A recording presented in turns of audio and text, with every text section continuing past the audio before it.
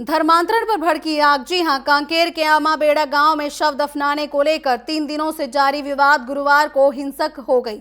बता दें कि सरपंच के पिता के शव को खेत में दफनाने पर यह बवाल शुरू हुआ था और इस झड़प में पुलिसकर्मियों समेत 25 लोग घायल बताए जा रहे हैं। भीड़ ने कब्र को तोड़ दिया है और इसके साथ ही प्रार्थना भवन और चर्च में भी आग लगा दी है।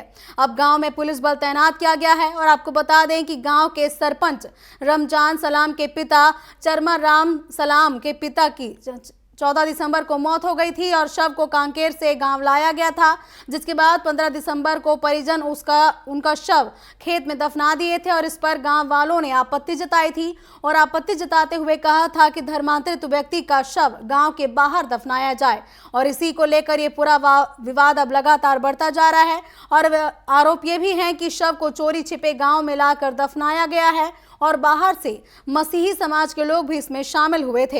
हालांकि सरपंच का कहना था कि दफन प्रक्रिया में किसी भी ईसाई रीति रिवाज का पालन नहीं किया गया है। फिलहाल स्थिति की गंभीरता को देखते हुए प्रशासन ने इलाके में धारा 144 लागू कर दी है ताकि किसी भी तरह की और भी अप्रिय घटना ना हो सके और सभी अप्रिय घटनाओं को रोका जा सके। आइए बताते हैं आपको कि क्या कुछ कहा इस पूरे मामले में स्थानीय लोगों और पुलिसकर्मियों ने। लोगों का ये कहना है कि रजमन सलाम ने ईसाई धर्म स्वीकार कर लिया है, जबकि उसके पिता चमरा राम ने हिंदू धर्म ही अपनाया हुआ था। उसकी जो है ईसाई रीति रिवाज से कफन दफन किया है, जिसका हिंदू संगठनों ने विरोध किया है और उसी के लेके पूरे जिले भर के लोग एकत्रित हो गए हैं। दो उधर के पक्ष भी एकत्रित हो गए थे। तो ये जो बाहर से जो हिंदू धर्म के लोग आए हुए थे, ये लोग कब्र तक पहुंच गए थे। उसका विरोध रजमन सलाम और उसके साथियों ने किया था। इसी बीच हल्का सा दोनों पक्षों के बीच में झूमाझटकी हो गई थी, मारपीट की भी खबर आई थी। थाना आमाबेड़ा क्षेत्र अंतर्गत ग्राम बड़े तेवड़ा में शव को दफनाने को लेकर दो पक्षों में विवाद हुआ था, जिसमें आपस में दोनों में झड़प हुई। इस बीच मामूली चोटें कुछ लोगों को आई है और इसमें पुलिस वाले ने बचाव किया है और अभी स्थिति को नियंत्रण में लिया है। तो पुलिस के किसी भी व्यक्ति को कोई चोट नहीं आई है। और आपको बता दें कि कांकेर जिले के आमाबेड़ा गांव में शव को दफनाने को लेकर लगातार विरोध देखा जा रहा है। आमजन इसका विरोध कर रहे हैं, इसके साथ ही आसपास के गांव के लोग भी अब इसमें शामिल हो गए हैं। हालांकि इलाके में धारा 144 लागू कर दी गई है और स्थिति को अभी सामान्य बताया जा रहा है, लेकिन इस पूरे मामले में कई लोग गंभीर रूप से घायल भी हुए हैं, जिनका इलाज अभी जारी है। हालांकि एहतियात के तौर पर पुलिसकर्मियों को गाँव में तैनात किया गया है ताकि कोई भी अप्रिय घटना ना घटित हो सके। चलिए ज्यादा जानकारी के लिए सीधा रुख कर लेते हैं हमारे सहयोगी जावेद खान का। जावेद, जैसा कि बताया जा रहा है कि आमाबेड़ा गांव में भारी पुलिस बल तैनात किया गया था, बावजूद इसके हिंसा हो गई। इस दौरान कई लोगों को गंभीर चोटें भी आई हैं। अब स्थिति क्या कुछ बताई जा रही है वहां की और आगे क्या कुछ कार्रवाई पुलिसकर्मियों द्वारा की जा रही है? देखिए, कल हम शाम तक देर रात तक वहीं पे थे। कल शाम को जो आदिवासी समुदाय के लोग हैं, उन्होंने शव निकालने के लिए पुलिस प्रशासन के ऊपर पूरा दबाव डाला। पुलिस प्रशासन ने और स्थानीय जिला प्रशासन के अधिकारियों के समक्ष शव को निकालकर शव को अन्यत्र ले जाया गया। मामला वहां पे शांत हो जाना चाहिए था। बावजूद इसके आदिवासी समाज चर्च जो वहां पे बने हैं उसकी तरफ जाने लगे और पहले एक चर्च को नुकसान पहुंचाया। फिर उसके बाद वहां पे आगजनी की गई। आगजनी के बाद दूसरे चर्च में गए, दूसरे चर्च में तोड़फोड़ किया गया। वहां पे भरा हुआ सिलेंडर रखा हुआ था, वहां पे आग लगा दी गई। आग लगाने के बाद वो जब तीसरे चर्च में गए तो पुलिस वाले उनको समझाते रहे। पुलिस वाले हालांकि पर्याप्त बल में थे, उनकी संख्या बहुत ज्यादा थी। डीआरजी के फोर्स थी वहां पे, जिला पुलिस के बल थे, आपके बस्तर फाइटर्स के लोग थे। बस्तर फाइटर्स के लोग जिन्होंने नक्सलियों के दांत खट्टे किए वो वहां पे मौजूद थे, पर उनके कहीं ना कहीं हाथ बंधे हुए थे। वो नहीं चाहते थे कि आदिवासी क्षेत्र में आदिवासियों के ऊपर लाठीचार्ज हो। और आदिवासी जिस तरीके से बहुत ज्यादा उग्र हो रहे थे, पुलिस प्रशासन हमारे सामने की बात है, पुलिस प्रशासन के लोग समझाते रहे, पर उनके सामने चर्च को जिस तरीके से नुकसान पहुंचाया, पुलिसकर्मी कुछ भी नहीं कर पाए। यहाँ पे ये भी बताना जी बिल्कुल, जो है आपके पास वापस आएंगे और फिलहाल हमारे साथ गुप्तेश उसेंडी जुड़ चुके हैं, जिला पंचायत सदस्य हैं। गुप्तेश जी, बहुत सारा स्वागत है आपका टीवी 24 में। और जैसा कि पूरा मामला बताया जा रहा है कि धर्मांतरित व्यक्ति के शव दफनाने को लेकर लगातार विवाद बढ़ता गया, अब क्या कुछ वहां स्थिति बताई जा रही है, साथ ही जो है राजनीतिक स्तर पर क्या कुछ प्रयास किए जा रहे हैं इस उग्र आंदोलन को रोकने के लिए? जी हेलो जी जी। गुप्तेश जी, जैसा कि लगातार क्षेत्र में स्थिति जो है तनावपूर्ण देखी जा रही है, तो राजनीतिक स्तर पर क्या कुछ प्रयास किए जा रहे हैं स्थिति को सामान्य करने के लिए? नहीं मैडम, यहाँ पे जब घटना घटी तो ये बाहर से कोई नीला गमछा वाले लेके आए थे। बाद में पता चला कोई भीम आर्मी बस्तर संभाग का कोई अध्यक्ष है, उनके नेतृत्व में कुछ बाहर से गुंडे उंडे आए हुए थे। गांव वाले बड़े तेवड़ा में शांतिपूर्ण तरीके से बैठे हुए थे, पुलिस इनसे मांग थी और उधर से फिर लाठी डंडे शीशे ये सब चलने लगे और हमारे गांव के जो ग्रामीण हैं वो 25 घायल हो गए। उसके बाद में फिर तनाव की स्थिति बढ़ी, उसके बाद में फिर पुलिस ये सब लगाए, तब तक हालत बेकाबू हो गई थी। तो अब वहां की स्थिति क्या बताई जा रही है गुप्तेश जी? नहीं, मैं खुद अस्पताल में हूँ। अभी तो यहाँ पे जवानों की काफी यहाँ पे बल करके कर्फ्यू लगा दिए गए हैं। ग्रामीण जो आए थे सभी गांव में चले गए हैं, लेकिन अब तक के जिन लोगों ने हमारे ग्रामीणों के ऊपर हमला किया है, शासन प्रशासन की तरफ से अभी तक उनकी गिरफ्तारी नहीं हुई है। जी बिल्कुल, अब देखने वाली बात होगी कि इस पूरे मामले में क्या कुछ आगे कार्रवाई होती है। फिलहाल तमाम जानकारियों के लिए आपका धन्यवाद। और वहीं हमारे साथ अब भीमा आर्मी से डीकेश सरफेस जुड़ चुके हैं। डीकेश जी, बहुत स्वागत है आपका टीवी 24 में।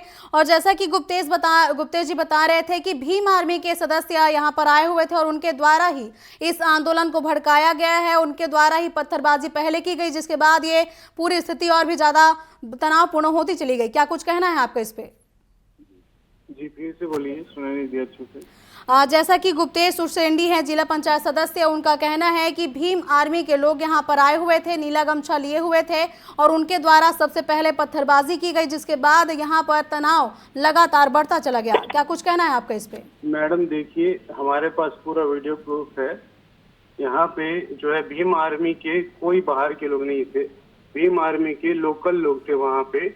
अब मान के चलिए, आप किसी भी पार्टी के समाज के हैं, आपके घर में दुख होगा, किसी का निधन होगा तो समाज के लोग आते हैं। जी, भीम आर्मी के लोग उनके घर में आए थे, उनका सदस्य है करके, और वो जिला अध्यक्ष है, जिनके यहाँ मृत्यु सरपंच जिनके पिताजी खत्म हुए, वो भीम आर्मी का जिला अध्यक्ष है। इसलिए भीम आर्मी सांत्वना के लिए वहां पे गई थी। लोकल ही लोग, कोई बाहर के नहीं थे, और वो लोग शांति से बैठी थी। और बाहरी लोग आए, जिसका वीडियो प्रूफ हमारे पास है, और बाहरी लोग उनकी लाश के कब्रों को तोड़े और भीम आर्मी के ऊपर अटैक किए। इसका पूरा फुटेज आपको मिल सकता है। जितनी भी न्यूज चला रही है, मीडिया चला रही है, पूरा फेक न्यूज चला रही है और एक पक्ष का दिखा रही है। यहाँ पर आपको दोनों पक्ष रखना पड़ेगा और पूरा वीडियो आप बोलेंगे, हम आपको भेज देंगे व्हाट्सएप के जरिए। पूरा वहाँ पे कवरेज का वीडियो सही से नहीं चला है, एक साइड से ही न्यूज चल रहा है। हमारे पास पूरा प्रूफ है, आप देखिए, उसके हिसाब से आप लोग न्यूज बनाइए, है ना। और पहले भीम आर्मी के ऊपर अटैक हुआ और जानलेवा अटैक हुआ, जिसका प्रूफ है सबके पास। उन लोगों ने अपने बचाव में उनके ऊपर फिर जवाब दिया। और भीम आर्मी का कार्य हमेशा से शांति बरकरार रखना और संविधान के हिसाब से चलना है। संवैधानिक रूप से हम लोग शांति से बात करने के लिए वहां पर बैठे थे और हमारे ऊपर अटैक हुआ, हमने बचाव में अपना हमला किया है। बस डीकेश जी, जैसा कि लगातार आरोप तो लग रहे हैं, लेकिन अब इस पूरे मामले को सुलझाने के लिए प्रशासन से आपकी क्या कुछ मांगे हैं? मैम, कार्रवाई होना चाहिए पूरी तरह से। आरोप लगना और सबूत होना और सब चीजें घटना होना, जो देख रहा है, जो घटना मौजूद पे भूख रहा है, वही जानता है। आरोप आप किसी के ऊपर कुछ भी लगा सकते हैं, आरोप के बेसिस पे चीजें नहीं चलती, सबूत के बेसिस पे चलती है, जिसका सबूत हमारे पास सब है। और एक पक्ष का हमेशा रखा जा रहा है यहाँ पे, और जबकि हमारी बात भी लोगों को सुननी चाहिए, मीडिया को कवरेज करनी चाहिए और हमारी बात भी रखनी चाहिए। जी बिल्कुल, तमाम जानकारियों के लिए आपका धन्यवाद। और ये थे हमारे साथ डीकेश सरफे मसीह समाज के हैं, भीम आर्मी कार्यकर्ता, और उनका साफ तौर पर कहना है कि उनके द्वारा या उनकी पार्टी द्वारा ऐसा कोई भी कार्य नहीं किया गया है जिसके बाद ये हिंसा भड़की हो। हालांकि उनका कहना है कि इस पूरे मामले पर गंभीरता से जांच होनी चाहिए और दोनों ही पक्षों को सुनना चाहिए। वापस से रुक कर लेते हैं हमारे सहयोगी जावेद खान का। जावेद, जैसा कि बताया जा रहा है कि भीम आर्मी पर आरोप लग रहे थे कि भीम आर्मी द्वारा इस पूरी हिंसा को भड़काया गया है, लेकिन अब उनका कहना है कि उनके द्वारा ऐसा कोई भी कार्य नहीं किया गया है। क्या कुछ और इस पर कहना चाहेंगे? जी जावेद। जी मैं बता दूं आपको, जिस तरीके से दोनों पक्ष अपना अपना पक्ष रख रहे हैं, दोनों जो समुदाय के लोग हैं, तो वहां पे हम निष्पक्षता की अगर बात करें तो ये सही है कि वहां पे भीम आर्मी और ईसाई समुदाय के लोग जमा थे। जी। और जिस तरीके से आदिवासी संगठनों ने कब्र को तोड़ा, कब्र को तोड़ते वक्त भी भीम आर्मी और ईसाई समुदाय के लोग करीब 100 मीटर दूर से उनको देख रहे थे, वो उनका विरोध करने नहीं आए। वहां पे जब उन्होंने कब्र को तोड़ा, उसके बाद कब्र को तोड़ के भीड़ अनियंत्रित हो गई। अनियंत्रित होने के बाद जहां पे ईसाई समुदाय के लोग अपनी रीति रिवाज से जो भी कर रहे थे, वहां पे आदिवासी समुदाय के लोग घुसे। उनको इस चीज का एहसास नहीं था कि भीम आर्मी के लोग और ईसाई मिशनरी के लोग पहले से तैयार हैं, यदि इस तरीके से स्थिति उत्पन्न होती है तो इसका जवाब दिया जाएगा। और वही हुआ, क्योंकि आदिवासी समुदाय संख्या बल में ज्यादा थे, उनके पास लाठी डंडे नहीं थे जी। और इसका फायदा उठाया भीम आर्मी। और जो वहां के मिशनरी समाज के लोग थे, उन्होंने आदिवासी समाज के लोगों को दौड़ा दौड़ा कर पीटा। वजह ये हुई, उसके बाद दूसरे दिन आदिवासी समुदाय भी जिस तरीके से बल संख्या में जमा हुआ, तो वहां से मामला लगातार बिगड़ता चला गया और यहाँ तक ये नौबत आई कि यहाँ के एडिशनल एसपी आशीष बंछोर को भी चोट लगी और उनको रायपुर रेफर करना पड़ा। मामला यहाँ पे ये नहीं है कि धर्मांतरित व्यक्ति के शव को दफनाने का, मामला यहाँ पे राजनीति था। हम आपको ये भी बता दें कि जिस परिवार के व्यक्ति की मृत्यु हुई थी कोमल देव हॉस्पिटल में, उनका एक जो बड़ा बेटा है वो भारतीय जनता पार्टी का कोई पदाधिकारी भी है। वो और उसके पिताजी खुद ईसाई धर्म स्वीकार नहीं किए हैं और इनके जो 3 भाई हैं उन्होंने ईसाई धर्म स्वीकार किया है। तो जो उनके पिताजी हैं और उनका बेटा है भारतीय जनता पार्टी का पदाधिकारी भी है, वो सालों से भारतीय जनता पार्टी से जुड़ा हुआ है। तो उसका कहना है कि मैं भारतीय जनता पार्टी से हूँ, मैं ईसाई मिशनरी से नहीं हूँ। मेरे भाई अगर हैं तो उसमें मेरी क्या गलती और मेरे पिताजी की क्या गलती।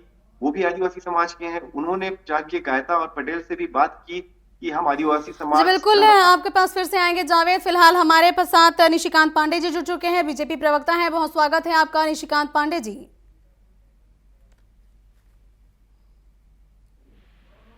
निशिकांत जी, जैसा कि जो है लगातार ये आमाबेड़ा गांव का ये मामला बताया जा रहा है, जहां पर धर्मांतरण को लेकर लगातार ये विवाद देखा जा रहा है। सरकार आपकी है और धर्मांतरण कानून को लाने की बात भी कही जा रही थी बीजेपी द्वारा, तो अब बीजेपी आगे क्या कुछ इस पूरे मामले पर संज्ञान ले रही है? कमलेश्वरी जी, पूरे प्रशासन उस पर नजर बनाए रखी हुई है। पहले सर्वप्रथम आपके माध्यम से सभी लोगों से, सभी संगठन से अपील करता हूं कि शांति व्यवस्था बनाए रखें, किसी भी प्रकार से कानून को हाथ में लेने का प्रयास न करें। दूसरी, जिस प्रकार से ये आपको लगातार देखने को मिलता रहा पूर्ववर्ती सरकार में कि यहीं पे नारायणपुर की घटना थी जहां एसपी के सर फोड़ दिए गए थे, इसी प्रकार की कुछ घटना थी कि जहाँ पे शव दफनाने को लेकर लड़ाई झगड़ा। आप धर्मांतरित हो चुके हैं और जहाँ पे कब्रिस्तान ईसाई धर्म का है ही नहीं, वहाँ ईसाई पर कहाँ से आया? तो ये अवैध मंतांतरण और धर्मांतरण वाला जो विषय है, उस पर लेकर हमारी सरकार प्रतिबद्धता के साथ काम कर रही है और बहुत शीघ्र सख्त से सख्त कानून लाने का प्रयास किया जा रहा है। लेकिन जिस प्रकार से कानून व्यवस्था कोई भी हाथ में ले रहा है, चाहे मिशनरी के लोग हो चाहे कोई भी हो, इन लोगों को सबक सिखाना चाहिए और अब सख्त से सख्त कार्रवाई की जाएगी हमारे प्रशासन के द्वारा। भविष्य में ऐसी घटना ना हो, इसको सुनिश्चित करने के लिए प्रशासन से बात भी की जा रही है और उस पर उचित कार्रवाई की जा रही है। हाँ जी बिल्कुल। अब हमारे साथ कांग्रेस का पक्ष रखने के लिए अमित श्रीवास्तव जी जुड़े हुए हैं। बहुत स्वागत है आपका अमित जी TV 24 में। और जैसा कि निशिकांत पांडे जी बता रहे हैं कि जो है कानून व्यवस्था को दुरुस्त करने के लिए लगातार प्रयास किए जा रहे हैं, बावजूद इसके अब ऐसी हिंसक घटनाएं भी आ रही हैं, क्या कुछ कहना चाहेंगे इस पे? देखिए, सरकार पूरी तरीके से फेल हो चुकी है और सरकार जो है वो कम से कम आप देखिए प्रदेश में जो भय का वातावरण व्याप्त है, सरकार से वो संभल नहीं रहा है। और जिस प्रकार से अब दो समुदाय में होने लग गया, ये बहुत दुखद है। ये सरकार के 2 साल का जश्न तो सरकार मना रही है और मैंने कहा ना, अपने तोरण में नए फूल लगा के ये सजा तो रहे, लेकिन जिस प्रकार से आप देखिए कि आज अगर वहां पर घटना जो घटती है बहुत दुखद है। और दूसरा कि वहां पर पुलिस वालों को भी जिस प्रकार से चोटें आई हैं और जिस प्रकार से लगातार घटनाएं आ रही हैं कि इनके कार्यकाल में, ये उपलब्धि बात है 2 साल की कि हमने बहुत अच्छा काम किया। ये भूल जाते हैं कि इनके कार्यकाल में जिस प्रकार से कलेक्टर का ऑफिस आग लग जाती है, एसपी ऑफिस में आग लगा दिया जाता है, जिस प्रकार से 2 समुदाय के लोगों की भिड़ंत हो रही है, मतलब कहीं ना कहीं इनकी चूक है और ये अपनी नाकामी को छुपाने के लिए इधर उधर की बात जरूर कर रहे हैं। लेकिन दुखद पहलू यह है कि एडिशनल एसपी वहां पर चोट आ जाती है, 20 पुलिसकर्मी घायल हो जाते हैं और कहीं ना कहीं ये सरकार पूरी तरीके से नाकाम सरकार है। और लगातार मैं आपके माध्यम से कहना चाहता हूं कि जिस प्रकार से वहां पर सरपंच जो है उनके घर में तोड़फोड़ की गई, वहां पर आग लगा दिया गया और ग्रामीण जो है वो बहुत उत्तेजित है। मुझे लगता है कि सरकार के नुमाइंदों को वहां पर जाना चाहिए, उनसे बातचीत करना चाहिए, बातचीत से ही हल निकलता है। लेकिन ये सरकार कुछ करने में, अपने जश्न में, टूटे जश्न को मनाने में सरकार व्यस्त है और वहां पर भले जो भी कुछ हो जाए। जी बिल्कुल निशिकांत जी, जैसा कि आपने सुना कि अमित जी लगातार ये आरोप लगा रहे हैं कि सरकार अपने बस जश्न मनाने में मग्न है और आम जनता के बीच क्या कुछ हो रहा है ये सरकार को पता नहीं है। देखिए, अमित श्रीवास्तव जी ने जहर की खेती की है, उसी को हम काट रहे हैं और उस व्यवस्था को सुधारने का प्रयास कर रहे हैं। लेकिन जिस प्रकार से अमित श्रीवास्तव जी बात कर रहे थे, क्या आपके कालखंड में नारायणपुर में एसपी के सर नहीं फोड़े गए थे? आपने कार्रवाई नहीं की तो उल्टा आपने भाजपा के कार्यकर्ताओं को जेल में डाल दिया था। लेकिन जिस प्रकार से ये व्यवस्थाएं चल रही हैं, आपके संरक्षण में ये जो ईसाई मिशनरी लोग काम करते हैं उनको भी सिखाने का काम भारतीय जनता पार्टी की सरकार करेगी। और ये जो धर्मांतरण और मतांतरण का खेल आपने जो खेला है, अक्षर सब बंद किया जाएगा छत्तीसगढ़ प्रदेश में। शीघ्र ही सख्त से सख्त कानून लाया जा रहा है। आपके बहकावे में जो लोग आ रहे हैं वो बिहाइंड द बार जाएंगे, ये आप ध्यान रखिए। और इस प्रकार के लोगों को संरक्षित और प्रोत्साहित करने का काम मत कीजिए। आप अमित श्रीवास्तव जी, आपके सरकार के द्वारा 5 साल लगातार सुदूर वनांचल में, आपको याद होगा कि सुकमा के एसपी ने चिट्ठी लिखी थी, बस्तर के कमिश्नर ने चिट्ठी लिखी थी कि यहाँ पे तेजी से धर्मांतरण हो रहा है। आपने कोई कार्रवाई नहीं की क्योंकि आपको 10 जनपद से आदेश था कि आपको धर्मांतरण कराना है। हमारी प्रतिबद्धता है कि एक व्यक्ति का धर्मांतरण ना हो और धर्मांतरण कराने वालों पे सख्त से सख्त कार्रवाई की जाए। वो कार्रवाई की जा रही है, कानून भी हम लाने जा रहे हैं, इसीलिए इनके पेट में दर्द हो रहा है। जैसा कि अमित जी, निशिकांत पांडे जी बोल रहे हैं कि धर्मांतरण के खिलाफ कानून लाया जाएगा, तो क्या धर्मांतरण के खिलाफ कानून लाने के बाद ऐसी हिंसक घटनाएं रुक पाएंगी और क्या आम जनता ऐसी हिंसक घटनाओं से बच पाएगी और धर्मांतरण का सिलसिला थम पाएगा? देखिए, धर्मांतरण अगर कोई जबरदस्ती करवाता है तो उसके लिए कानून ऑलरेडी पहले से है। लेकिन ये लगातार, मैंने जैसा कहा ना कि ये हर विषय में फेल सरकार है और ये लगातार ये कह रहे हैं लगातार कि जिस प्रकार से हम 2 साल हो गए हैं और ये कह रहे हैं हम धर्मांतरण पे कानून लाएंगे, हम और सख्त कानून लाएंगे। 12 सालों से केंद्र में इनकी सरकार है और यहाँ पर पिछले 2 सालों से और उससे पहले भी 5 साल अगर छोड़ दे तो 15 साल इनकी सरकार थी। इन्होंने कोई कानून क्यों नहीं लाया? क्योंकि इन्हें अपनी राजनीतिक रोटी सेकना है और अपनी राजनीतिक रोटी सेकने के लिए चाहे प्रदेश में कुछ भी हो जाए, ये कभी पीछे नहीं हटते। मैं बड़े विनम्रता के साथ निशिकांत पांडे जी से कहना चाहता हूँ कि आपको जनता से तत्काल माफी मांगना चाहिए कि आपने इन 2 सालों में सिर्फ जनता को दिग्भ्रमित किया है कि हम धर्मांतरण पे कानून ला रहे हैं, लेकिन आपने कानून नहीं लाया। ये आपका फेलियर है और जिसका खामियाजा प्रदेश की जनता को भुगतना पड़ रहा है। लेकिन मैं फिर आपको कह दूं कि जिस प्रकार का यहाँ पर वातावरण हो रहा है, ये कहीं ना कहीं छत्तीसगढ़ हमेशा से शांत प्रदेश रहा है। छत्तीसगढ़िया हमेशा मन के एक समान का प्रदेश रहा है। छत्तीसगढ़िया हमेशा सद्भावना का प्रदेश रहा है और हमेशा यहाँ के लोगों ने एक दूसरे को हमेशा प्यार दिया है। लेकिन आज जिस प्रकार का वातावरण अपनी राजनीतिक लालसा को पूरा करने के लिए कर रहे हैं, मुझे लगता है कहीं ना कहीं छत्तीसगढ़ की जनता इस सब चीजों को पसंद नहीं करती है और आने वाले समय में इनको माकूल जवाब मिलेगा, ये निश्चित है। निश्चित तौर पर अब देखने वाली बात होगी कि धर्मांतरण कानून आने के बाद क्या इस तरह की घटनाएं रुकती हैं और धर्मांतरण का सिलसिला आखिर थम पाता है या फिर नहीं। फिलहाल आप दोनों मेहमानों का धन्यवाद। और हमारे साथ बीजेपी और कांग्रेस का पक्ष रखने के लिए निशिकांत पांडे जी जुड़े, इसके साथ ही कांग्रेस का पक्ष रखने के लिए अमित श्रीवास्तव जी जुड़े, जिनका कहना है कि जो धर्मांतरण कानून आने के बाद है जो है इस तरह की सिलसिलाएं थम जाएंगी। हालांकि कांग्रेस का यह कहना है कि इस तरह की घटनाएं सरकार का फेलियर बताती हैं, सरकार की नाकामियों की वजह से ही इस तरह की अप्रिय घटनाएं लगातार बढ़ती जा रही हैं। हालांकि अब देखने वाली बात होगी कि कांकेर के आमाबेड़ा गाँव में स्थितियां कब तक पूरी तरह से सामान्य हो पाती हैं। हमारे साथ जावेद खान भी जुड़े, उनका बहुत बहुत धन्यवाद। और आपको बता दें कि कांकेर के आमाबेड़ा में लगातार शव दफनाने को लेकर विवाद बढ़ता जा रहा है। अब देखने वाली बात होगी कि पूरा विवाद आखिर कब तक शांत हो पाता है।